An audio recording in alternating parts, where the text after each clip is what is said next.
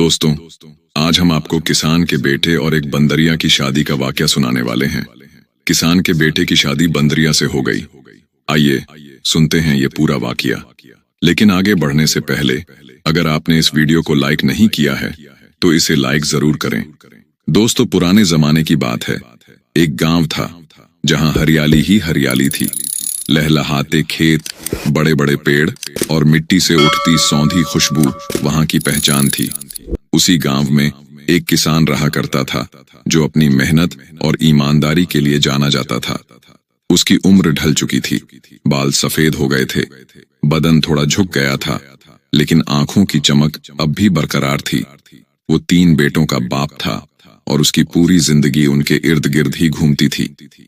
बड़े बेटे का नाम सुल्तान था, एक मजबूत कदकाठी वाला नौजवान जो खेतों में जी जान लगाकर काम करता था। मंझले बेटे का नाम सलमान था, कुछ तेज मिजाज लेकिन उतना ही मेहनती और समझदार। सबसे छोटा बेटा अरमान था, खामोश लेकिन बेहद फरमाबरदार और अक्लमंद। तीनों भाई अपने वालिद के साए में पले बढ़े थे, लेकिन उनमें से अगर कोई सबसे ज्यादा बाप की बात मानने वाला और दिल से उनका ख्याल रखने वाला था तो वो था सबसे छोटा बेटा अरमान। किसान की जिंदगी बड़ी सादगी से गुजर रही थी। उसकी बीवी का इंतकाल कई साल पहले हो चुका था, लेकिन उसने कभी किसी चीज की कमी महसूस नहीं होने दी। उसका घर बड़ा और मजबूत था, खेती बाड़ी से अच्छी आमदनी थी, लेकिन फिर भी वो एक निहायत सादा इंसान था। न तो उसे शौक शुमार का कोई लालच था और न ही दुनियावी दिखावे की कोई ख्वाहिश। उसके लिए असली खुशी उसके बेटों की मेहनत और उनकी आपसी मोहब्बत थी। अब चूंकि किसान की उम्र बढ़ रही थी, वो खेतों में पहले की तरह काम नहीं कर सकता था। उसने अपना सारा काम तीनों बेटों को सौंप दिया था और वे पूरी मेहनत से अपने अब्बू की उम्मीदों पर खरे उतर रहे थे। किसान को अपने बेटों पर बड़ा फख्र था। एक दिन किसान अपने घर के आंगन में अकेला बैठा था। शाम का वक्त था, सूरज ढल रहा था और आसमान पर हल्की लाली छा गई थी। ठंडी हवा बह रही थी और सामने लगे आम के पेड़ के पत्ते सरसराने लगे थे। किसान की नजर अपने खेतों पर पड़ी, जहां उसके बेटे मेहनत कर रहे थे। उन्हें देखकर उसके दिल को सुकून मिलता था, लेकिन आज उसके चेहरे पर एक गहरी सोच झलक रही थी। वो सोच रहा था कि उसकी उम्र अब ढल रही है और बेटों की जिंदगी को सही सिमत में ले जाने के लिए उसे जल्द कोई बड़ा फैसला लेना होगा। उसे अपने तीनों बेटों की शादी कर देनी चाहिए। उसके दिल में यह ख्याल कई दिनों से आ रहा था, लेकिन आज उसे महसूस हुआ कि अब और देर नहीं करनी चाहिए। उसके बाद उसका साया इन बेटों के सिर पर हमेशा नहीं रहेगा, इसलिए यह जरूरी था कि वो अपने जीते जी उनके घर बसाने का इंतजाम कर दे। शाम को जब तीनों बेटे खेतों से काम खत्म करके घर लौटे तो उन्होंने अपने बाप को इस तरह गहरी सोच में बैठा देखा। सुल्तान ने पास जाकर पूछा, अब्बा, आप आज कुछ परेशान लग रहे हो, सब खैरियत तो है? किसान ने उनकी तरफ देखा और गहरी सांस लेते हुए कहा, बेटों, अब मेरी जिंदगी का कोई भरोसा नहीं। तुम्हारी माँ भी अब इस दुनिया में नहीं है, इसलिए मैं चाहता हूं कि तुम तीनों अपने लिए खुद दुल्हन तलाश करो। तीनों बेटे ये सुनकर चौंक गए। सलमान ने हल्की मुस्कान के साथ कहा, अब्बा, ये कैसी बात कर रहे हो? हमें शादी करनी है, ये तो समझ आता है, लेकिन आप कह रहे हो कि हम खुद अपनी दुल्हन तलाश करें? किसान ने धीरे से सिर हिलाया। हाँ बेटा, मैं चाहता हूं कि तुम सब अपने लिए खुद ऐसा हमसफर तलाश करो जो तुम्हारी जिंदगी को खुशहाल बना सके, तुम्हारे साथ हर मुश्किल में खड़ी रहे। मगर ये इतना आसान नहीं होगा। सुल्तान ने दिलचस्पी लेते हुए कहा, तो हमें क्या करना होगा अब्बा? किसान ने उनकी तरफ देखते हुए मुस्कुराकर कहा, यह तो वक्त बताएगा। अगले दिन सुबह किसान ने अपने बेटों को बुलाया और कहा, बेटों, मैं चाहता हूं कि तुम अपनी जिंदगी का सबसे अहम फैसला खुद करो, लेकिन एक शर्त के साथ। तुम्हें यह तय करने के लिए कि तुम्हारी दुल्हन कहां से होगी, एक इम्तिहान से गुजरना पड़ेगा। तीनों भाई अपने वालिद की बात सुनकर हैरत में पड़ गए। सुल्तान ने पूछा, कैसा इम्तिहान अब्बा? किसान ने हल्की मुस्कान के साथ जवाब दिया, तुम सबको अपने बाग में जाकर एक एक पेड़ काटना होगा। जिसका पेड़ जिस सिमत गिरेगा उसी सिमत से तुम अपनी दुल्हन तलाश करोगे। लेकिन याद रखना, एक पेड़ काटने से पहले तुम्हें 3-3 नए पौधे लगाने होंगे। तीनों भाइयों ने हामी भर दी और अपने बाग की तरफ चल दिए। सुबह की ठंडी हवा बह रही थी, परिंदों की चहचहाहट सुनाई दे रही थी और सूरज की हल्की रोशनी खेतों को सुनहरा बना रही थी। तीनों भाइयों ने अपने अपने हाथों से 3-3 पौधे लगाए, फिर अपने अपने पेड़ चुन लिए। सबसे पहले सुल्तान आगे बढ़ा। उसने अपने मजबूत बाजुओं से कुल्हाड़ी उठाई और पेड़ पर वार करने लगा। हर वार के साथ लकड़ी चटखने की आवाज आती और आखिरकार कुछ ही देर में पेड़ जमीन पर गिर पड़ा। सुल्तान की आंखें चमक उठीं जब उसने देखा कि उसका पेड़ उत्तर यानी शुमाल की सिमत गिरा था। उसके चेहरे पर एक हल्की मुस्कान आई, जैसे वो पहले से ही जानता था कि उसकी दुल्हन कहां से होगी। अब बारी आई सलमान की। उसने भी पूरी ताकत से कुल्हाड़ी चलाई और कुछ ही देर में उसका पेड़ भी गिर पड़ा। ये दक्षिण यानी जुनूब की सिमत गिरा। सलमान भी खुश नजर आ रहा था। अब सबसे छोटे भाई अरमान की बारी थी। वो चुपचाप आगे बढ़ा, कुल्हाड़ी उठाई और अपने पेड़ पर पहला वार किया।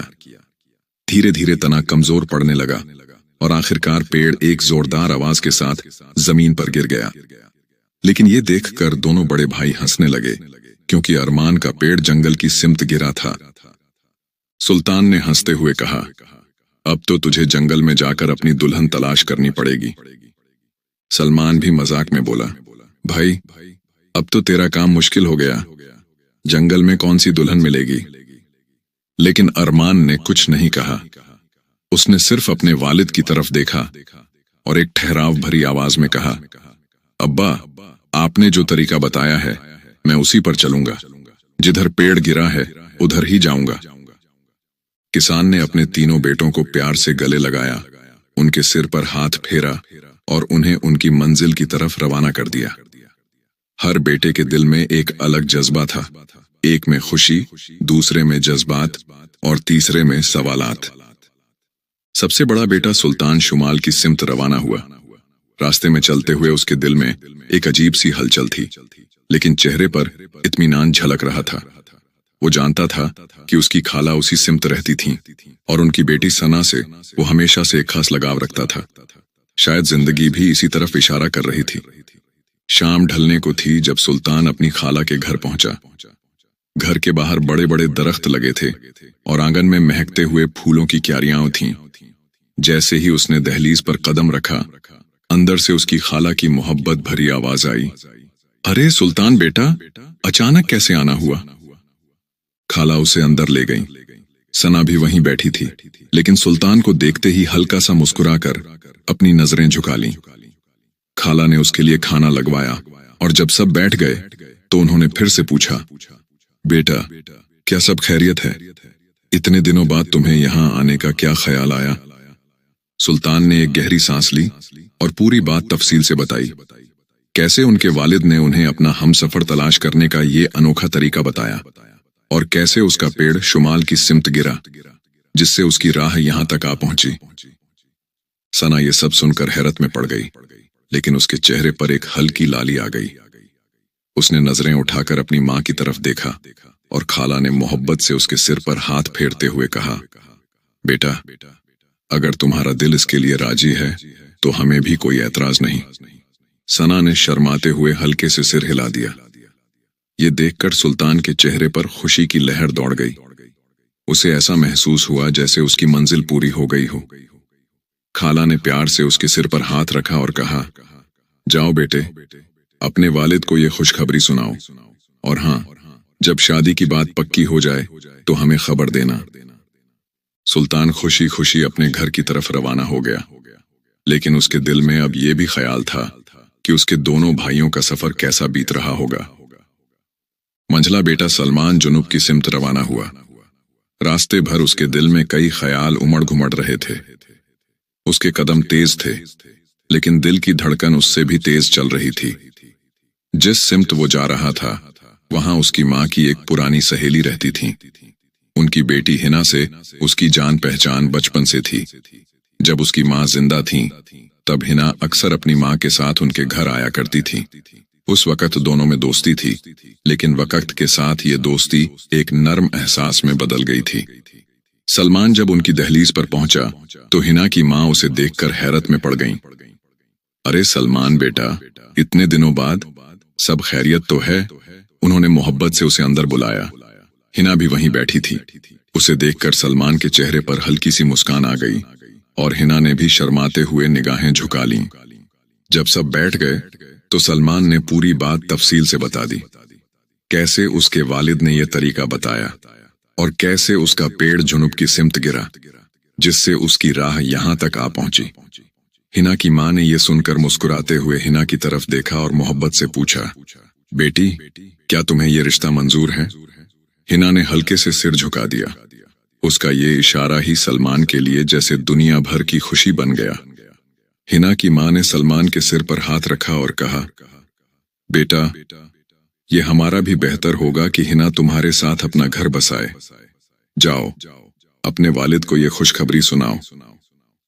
सलमान खुशी से झूमता हुआ घर वापस रवाना हुआ। रास्ते में उसे सिर्फ हिना की मुस्कुराहट और वो लम्हा याद आ रहा था जब उसने हामी भरी थी। लेकिन साथ ही उसके दिल में यह सवाल भी था कि उसके छोटे भाई अरमान का सफर कैसा रहा होगा। इधर सबसे छोटा बेटा अरमान घर से निकलकर जंगल की सिमत रवाना हो गया था। वो घने जंगल में दाखिल हुआ, जहां ऊंचे ऊंचे दरख्त थे, पत्तों की सरसराहट थी और दूर दूर तक वीरानी पसरी हुई थी। उसने बहुत तलाश की, लेकिन कहीं भी कोई इंसान नजर नहीं आया। वक्त बीतता जा रहा था और उसकी उम्मीदें टूटने लगीं। चलते चलते वो इतना थक गया कि एक बड़े पत्थर पर बैठकर कुछ देर सुस्ताने लगा। दिल में सवाल उठ रहे थे, क्या उसकी जिंदगी में कोई नहीं? क्या उसका पेड़ जंगल की तरफ गिरकर उसकी जिंदगी को अंधेरे में धकेल चुका था? लेकिन हार मानना उसकी फितरत में नहीं था। उसने खुद को संभाला और दोबारा तलाश में जुट गया। कुछ देर बाद उसकी नजर एक झोपड़ी पर पड़ी। ये झोपड़ी अजीब थी। बाहर से पुरानी और टूटी फूटी लग रही थी, मगर पास जाने पर एहसास हुआ कि ये उतनी बेतरतीब नहीं थी। अंदर झांक कर देखा तो वो अंदर से बेहद साफ सुथरी थी। लकड़ी की खिड़की पर एक बंदरिया बैठी थी, मगर अरमान की नजर उस पर नहीं पड़ी। अरमान ने अंदर झांकते हुए कहा, यहां तो कोई नहीं रहता। अचानक एक आवाज आई, कैसे कह सकते हो कि यहां कोई नहीं है? अरमान ने चौंक कर पीछे देखा तो उसकी आंखें हैरत से फैल गईं। वो देख रहा था कि एक बंदरिया इंसानी लहजे में बात कर रही थी। ये देखकर वो हैरत में पड़ गया। उसकी समझ में नहीं आ रहा था कि वो भागे या खड़ा रहे। बंदरिया मुस्कुराई और बोली, डरने की जरूरत नहीं, मैं तुम्हें कोई नुकसान नहीं पहुंचाऊंगी। पहले ये बताओ, तुम यहां क्यों आए हो?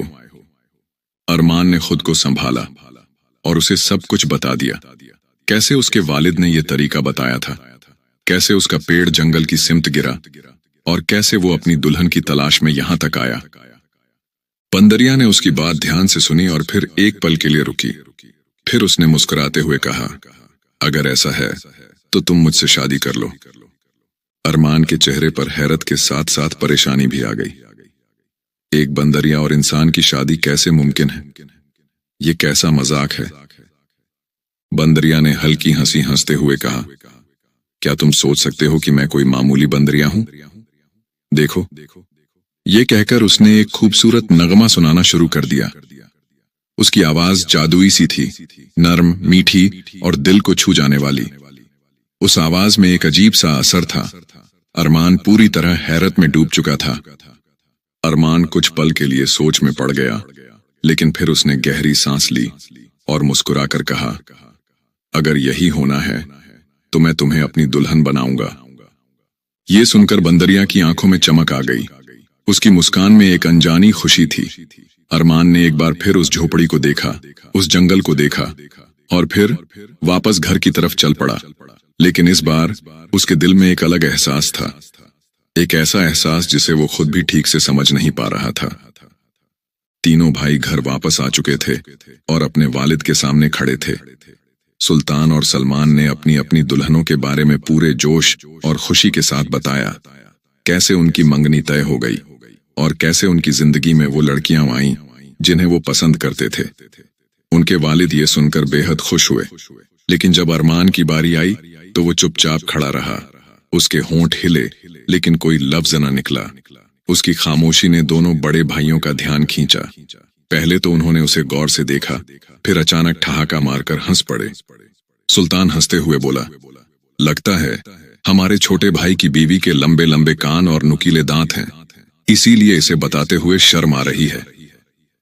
सलमान ने भी मजाक उड़ाते हुए कहा, हाँ, और शायद उसकी आंखें भी लाल होंगी और वो रात में ही बाहर निकलती होगी।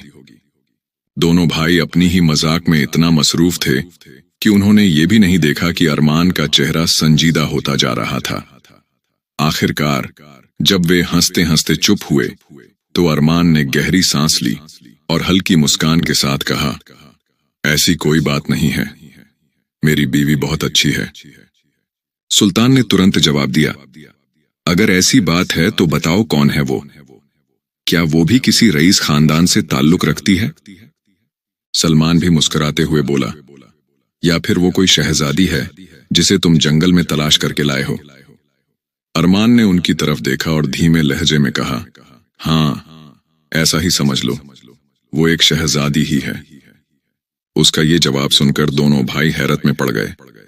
उन्हें लगा कि वो कोई बात छुपा रहा है, मगर जब उन्होंने उसे कुरेदने की कोशिश की तो उसने और कुछ भी बताने से इनकार कर दिया।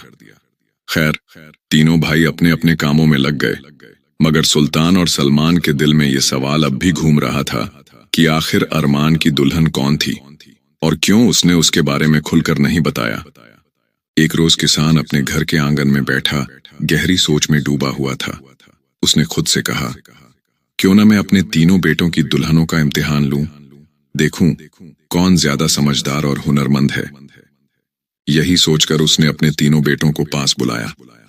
तीनों उसके सामने आकर खड़े हुए तो किसान ने अपनी बात शुरू की, बेटो, मैं चाहता हूं कि तुम तीनों अपनी अपनी दुल्हनों से एक एक रोटी बनवा कर लाओ। मैं देखना चाहता हूं कि वो कैसे तुम्हारी फरमाबरदार हैं। ये सुनते ही सुल्तान और सलमान ने फौरन हामी भर दी। सुल्तान ने कहा, जैसा आपका हुक्म अब्बा जान, मैं अभी रोटी बनवा कर लाता हूं। सलमान भी खुशी से बोला, हाँ अब्बा जान, मैं भी अपनी बीवी से अभी रोटी बनवा कर ले आता हूं। लेकिन अरमान खामोश रहा। उसके चेहरे पर उलझन साफ झलक रही थी। किसान ने उसकी तरफ देखा और पूछा, अरमान बेटा, क्या तुम मेरे लिए रोटी बनवा कर नहीं लाओगे? इससे पहले कि अरमान कुछ कहता, सुल्तान और सलमान फिर से हंस पड़े। सुल्तान चुटकी लेते हुए बोला, लगता है हमारी शहजादी भाभी को रोटी बनानी नहीं आती। सलमान ने भी मजाक उड़ाते हुए कहा, या फिर शायद वो जंगल में पेड़ों की छाल खाकर ही रहती हैं। दोनों भाई ठहाके लगाने लगे, लेकिन अरमान खामोश रहा। उसके दिल में अजीब सी बेचैनी थी। वो सोचने लगा, बंदरियां रोटी कैसे बना सकती है? वो इंसानों की तरह हाथ से गूंधेगी भी नहीं और तंदूर जलाना भी नहीं जानती। अब मैं क्या करूं? उसके मन में कई सवाल उठ रहे थे, मगर उसने अपने वालिद से नजरें मिलाईं और कहा, अब्बा जान, मैं भी जरूर आपके लिए रोटी बनवा कर लाऊंगा। किसान ने उसे तसल्ली से देखा और सिर हिलाकर हामी भर दी। फिर तीनों भाई अपनी अपनी दुल्हनों के पास जाने के लिए रवाना हो गए। सुल्तान और सलमान के चेहरों पर खुशी थी, क्योंकि उन्हें अपनी दुल्हनों पर पूरा भरोसा था, लेकिन अरमान के दिल में घबराहट थी। वो तेज कदमों से जंगल की तरफ बढ़ रहा था, लेकिन हर कदम के साथ उसके दिल में सवालों की हलचल और ज्यादा बढ़ती जा रही थी। सबसे छोटा बेटा अरमान तेज तेज कदमों से चलता हुआ जंगल में मौजूद झोपड़ी तक पहुंच गया। जैसे ही वो अंदर दाखिल हुआ, बंदरिया ने उसे देखा और मुस्कुराई। क्या हुआ, तुम इतने परेशान क्यों लग रहे हो? बंदरिया ने पूछा। अरमान ने गहरी सांस ली और उसे पूरा माजरा सुना दिया, कैसे उसके वालिद ने रोटी बनवाने का इम्तिहान लिया और कैसे उसके दोनों भाई उसका मजाक उड़ा रहे थे। बंदरिया कुछ देर सोचती रही, फिर मुस्कुराकर बोली, अगर मैं कहूं कि मैं रोटी बना सकती हूं तो तुम्हें कैसा लगेगा? अरमान चौंक गया। ये कैसे हो सकता है? एक बंदरिया रोटी बनाएगी? बंदरिया खिड़की से उतरकर नीचे आई और अपनी झोपड़ी के एक कोने में रखे मिट्टी के मटके की तरफ इशारा किया। उसमें आटा मौजूद था।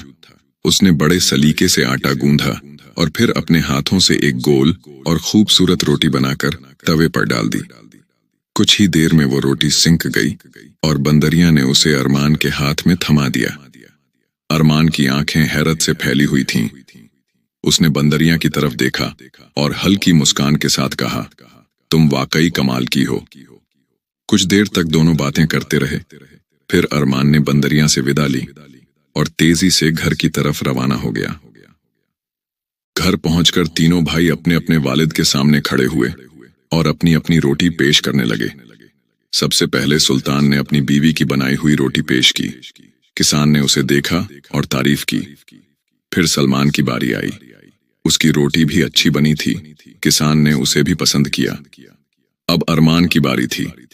उसने अपनी पोटली खोली और अपनी रोटी बाप के सामने रख दी। किसान ने गौर से रोटी को देखा।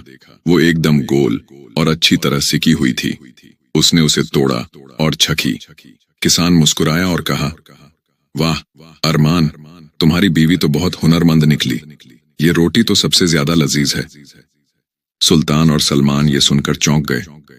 उन्हें यकीन नहीं हो रहा था कि जंगल में रहने वाली इसकी दुल्हन इतनी अच्छी रोटी बना सकती है। अरमान ने हल्के से मुस्कुरा दिया और अपने भाइयों की तरफ देखा। दोनों के चेहरों पर हैरानी के तासुरात थे, लेकिन इस बार उन्होंने कुछ नहीं कहा। किसान ने अपने तीनों बेटों की पेश की हुई रोटियों को गौर से देखा। वो बेहद खुश था कि उसके तीनों बेटों की दुल्हनें सलीके वाली और काबिल हैं, लेकिन उसके दिल में अभी भी एक सवाल था, क्या वे सिर्फ अच्छा खाना ही बना सकती हैं या उनमें और भी हुनर है? उसने तीनों बेटों को अपने पास बुलाया और गहरी नजरों से देखते हुए कहा, बेटो, मैं तुम सबकी दुल्हनों से बहुत खुश हूं, लेकिन मैं चाहता हूं कि वे एक और इम्तिहान दें। अगर वे इस इम्तिहान में भी कामयाब हुई तो मैं दिल से उन्हें अपना लूंगा। तीनों भाइयों ने हैरानी से पूछा, वो कौन सा इम्तिहान है अब्बा जान? किसान ने एक हल्की मुस्कान के साथ जवाब दिया, तुम तीनों अपनी अपनी दुल्हनों के पास जाओ और उनसे कहो कि मेरे लिए कुछ बुनकर लाएं। मैं देखना चाहता हूं कि उनमें हुनर और सब्र कितना है।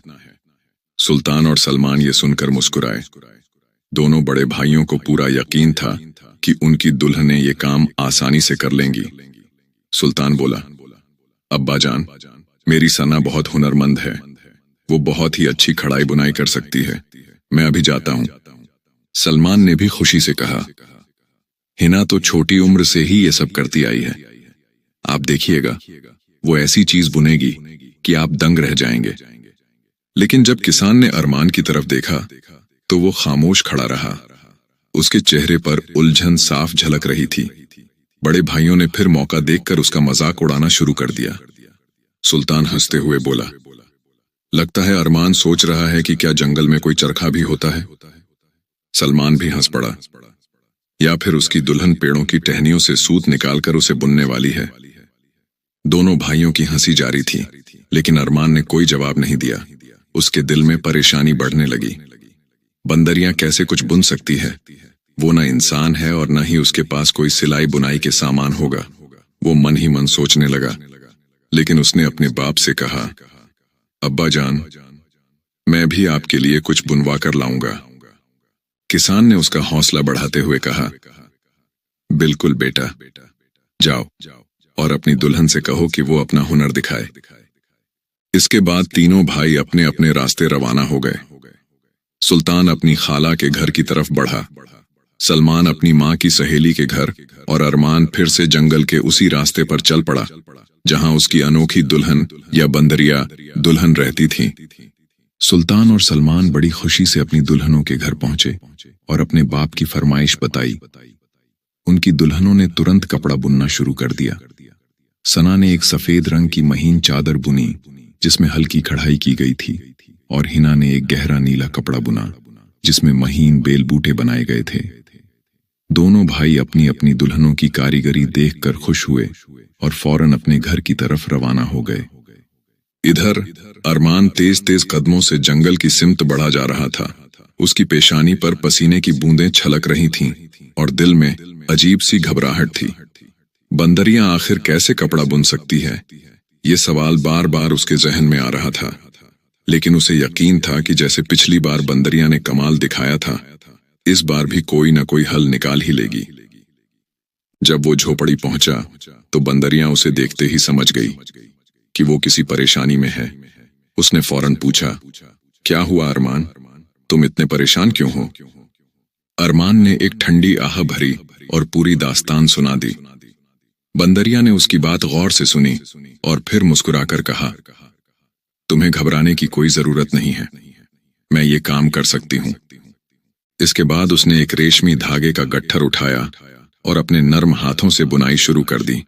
धीरे धीरे उसकी उंगलियां बड़ी सफाई से चलने लगीं और देखते ही देखते उसने एक बेहद खूबसूरत गुलाबी रंग का रुमाल बुना, जो अपनी नजाकत और महीन कारीगरी में लाजवाब था। अरमान ये देखकर हैरत में पड़ गया। उसने रुमाल हाथ में लिया और उसकी मुलायमियत महसूस की। ये रुमाल किसी आम बुनाई से कहीं बढ़कर था, इतना हल्का और बारीक कि जैसे हवा में भी उड़ जाए।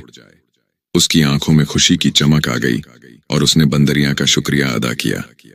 ये तो कमाल का रुमाल है, मेरा बाप इसे देखकर यकीनन खुश होगा, अरमान ने कहा और जल्दी से अपने घर की तरफ रवाना हो गया। जब तीनों भाई वापस पहुंचे तो किसान पहले बड़े बेटे सुल्तान की तरफ मुड़ा। तो बेटा, दिखाओ तुम्हारी दुल्हन ने क्या बुना है। सुल्तान ने सफेद चादर पेश की। किसान ने उसे गौर से देखा। चादर अच्छी थी, लेकिन उसमें कोई खास बात नहीं थी। फिर भी उसने सर हिलाते हुए कहा, अच्छी है, मेहनत की है। इसके बाद सलमान ने नीला कपड़ा पेश किया। किसान ने उसे भी देखा और हल्की मुस्कान के साथ कहा, ठीक है, बढ़िया काम किया है। फिर सबसे आखिर में अरमान की बारी आई। उसने बड़े एहतियात से गुलाबी रुमाल निकाला और अपने बाप के सामने रख दिया। जैसे ही किसान ने रुमाल हाथ में लिया, वो चौंक गया। रुमाल की बुनाई इतनी बारीक और महीन थी कि उसे देखकर यकीन करना मुश्किल था। किसान ने उसे रोशनी के सामने किया तो वो इतना हल्का और पारदर्शी निकला कि उसके दूसरी तरफ का सब कुछ नजर आने लगा। वो दंग रह गया और खुशी से बोला, ये तो कमाल का रुमाल है, इतनी बारीक और खूबसूरत बुनाई तो मैंने कभी देखी ही नहीं। अरमान, तुम्हारी दुल्हन वाकई बहुत हुनरमंद है, लगता है वो सच में एक शहजादी है। ये सुनकर सुल्तान और सलमान का मुंह उतर गया। दोनों ने सोचा था कि छोटा भाई फिर से शर्मिंदा होगा, लेकिन यहां तो उल्टा हो गया। वे चुपचाप खड़े रहे और एक दूसरे की तरफ देखने लगे। किसान ने तीनों बेटों की तरफ देखा और मुस्कुराते हुए कहा, अब मुझे यकीन हो गया है कि मेरी बहुओं में हुनर भी है और सलीका भी। अब तुम तीनों अपनी अपनी दुल्हनों को घर ले आ सकते हो। ये सुनकर सुल्तान और सलमान खुश हो गए और फौरन अपने अपने घर जाने की तैयारी करने लगे। अगली सुबह तीनों भाई अपनी अपनी दुल्हनों को लेने के लिए रवाना हुए। सुल्तान और सलमान खुशी खुशी अपने घरों की तरफ बढ़ गए, लेकिन अरमान के दिल में एक अजीब सी बेचैनी थी। उसे यकीन नहीं था कि उसके वालिद बंदरिया को अपनाएंगे या नहीं। वो तेज कदमों से जंगल की तरफ बढ़ता चला गया और आखिरकार बंदरिया की झोपड़ी पहुंच गया। बंदरिया ने उसे देखते ही पहचान लिया और मुस्कुराकर पूछा, क्या हुआ अरमान, तुम इतने परेशान क्यों लग रहे हो? अरमान ने लंबी सांस ली और धीरे धीरे सारा मामला बंदरिया को बता दिया। उसने कहा, अब्बा जान ने हमें इजाजत दे दी है कि हम अपनी अपनी दुल्हनों को घर ले आएं, लेकिन मैं ये सोचकर परेशान हूं कि जब वे तुम्हें देखेंगे तो मेरे भाई तुम्हें बुरा भला ना कहें। बंदरिया ने यह सुनकर हल्की मुस्कान के साथ कहा, अरमान, मैं तुम्हारी दुल्हन हूं और तुम्हारे साथ चलने के लिए तैयार हूं। अब जो भी होगा देखा जाएगा। इसके बाद बंदरिया दूसरे कमरे में गई और एक नया लिबास पहना।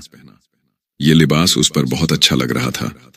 जब वो वापस लौटी तो अरमान ने उसे देखा और कुछ पल के लिए चुप रह गया। फिर वो बोला, तुम्हें देखकर मेरे भाई क्या कहेंगे ये तो मैं नहीं जानता, लेकिन इतना यकीन है कि मेरे वालिद बहुत अच्छे इंसान हैं। अरमान और बंदरिया सफर पर निकल पड़े। जंगल का रास्ता पार करने के बाद वे एक बड़ी नदी के किनारे पहुंचे। नदी पर एक लंबा पुल बना हुआ था और वे दोनों पुल से गुजरने लगे। अभी वे पुल के बीच में ही थे कि अचानक सामने से एक अजनबी आदमी आता दिखाई दिया। वो लंबा चौड़ा था और उसने काले रंग का लिबास पहन रखा था। उसके चेहरे पर एक अजीब सी मुस्कान थी, जैसे वो कोई खेल देखने वाला हो। जब वो उनके करीब पहुंचा तो उसने पहले अरमान को गौर से देखा, फिर उसकी नजर बंदरिया पर पड़ी। अचानक वो जोर से हंस पड़ा और मजाक उड़ाने वाले अंदाज में बोला, अरे, ये तो बंदरिया है, कैसी दुल्हन बनी फिर रही है। अरमान कुछ कह पाता, इससे पहले ही उस आदमी ने बंदरिया को जोर से ठोकर मारी। ठोकर लगते ही बंदरिया तवाजुन खो बैठी और सीधे नदी में जा गिरी। अरमान हक्का बक्का रह गया। उसकी आंखों के सामने वो मंजर था कि कैसे उसकी दुल्हन नदी में समा गई। वो बदहवास होकर चिल्लाया, तुमने ये क्या किया? तुमने मेरी दुल्हन को नदी में क्यों फेंक दिया? लेकिन वो अजनबी आदमी फिर से हंसने लगा और बोला, अरे, वो तो एक बंदरिया थी, तुम्हारी दुल्हन कैसे हो सकती थी? इतना कहकर वो आदमी वहां से चला गया। लेकिन अरमान उसी जगह जड़ होकर खड़ा रह गया। उसकी आंखों में आंसू थे, दिल में गम था और जहन में सवालों का तूफान। वो धीरे धीरे पुल के किनारे बैठ गया और नदी के बहते पानी को देखने लगा। उसकी आंखों से आंसू टपकने लगे। बंदरिया, मुझे माफ कर दो, मैं तुम्हें बचा नहीं सका। वो खुद से बातें करने लगा। वहां बैठकर उसने जाने कितनी देर तक नदी को निहारा, मानो उसे उम्मीद हो कि शायद कहीं से बंदरिया फिर उभर कर बाहर आ जाएगी। लेकिन पानी का बहाव तेज था और उसमें कोई हलचल नहीं हो रही थी। आखिरकार भारी दिल और भीगी आंखों के साथ अरमान वहां से उठ खड़ा हुआ और अकेले ही अपने घर की तरफ बढ़ने लगा।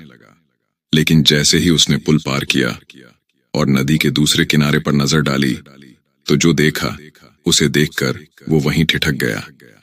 उसकी आंखें फैल गईं और उसने खुद को यकीन दिलाने के लिए 2-3 बार अपनी आंखें मलीं। लेकिन जो मंजर उसके सामने था वो कोई धोखा नहीं था। नदी के किनारे एक खूबसूरत लड़की बैठी हुई थी। उसके सिर पर सोने का ताज था और उसने गुलाबी रंग का नाजुक और चमकता हुआ लिबास पहना हुआ था। उसका चेहरा चांद जैसा दमक रहा था और उसकी आंखों में एक अजीब सी नरमी थी। अरमान के कदम खुद ब खुद उसकी तरफ बढ़ने लगे। जैसे जैसे वो करीब जा रहा था, उसका दिल तेजी से धड़क रहा था। लड़की भी अरमान को गौर से देख रही थी, मानो उसे पहले से जानती हो। अरमान ने हिम्मत करके पूछा, तुम कौन हो? क्या तुम किसी मुल्क की शहजादी हो? लड़की हल्के से मुस्कुराई और नरम लहजे में बोली, पहले मेरे साथ चलो, फिर मैं तुम्हें सब कुछ बताऊंगी। अरमान हैरान तो था, लेकिन उसके दिल में एक अजीब सा इत्मीनान भी था। वो उसके साथ चलने लगा और रास्ते में दोबारा पूछा, अब तो बता दो, तुम कौन हो? लड़की ने हल्के से उसकी तरफ देखा और कहा, मेरा नाम शहजादी महरीन है और मैं इराक की शहजादी हूं। मैं वही बंदरिया हूं जिसे तुमने दुल्हन बनाने का इरादा किया था। अरमान के कदम वहीं रुक गए। उसे यकीन नहीं हुआ कि यह लड़की वही बंदरिया हो सकती है जिससे वो अब तक बातें करता आया था। क्या वाकई तुम शहजादी हो? अरमान ने हैरानी से पूछा। शहजादी महरीन मुस्कुराई और बोली, हाँ, मैं असल में एक शहजादी थी, लेकिन एक जादूगर की वजह से मैं बंदरिया बन गई थी।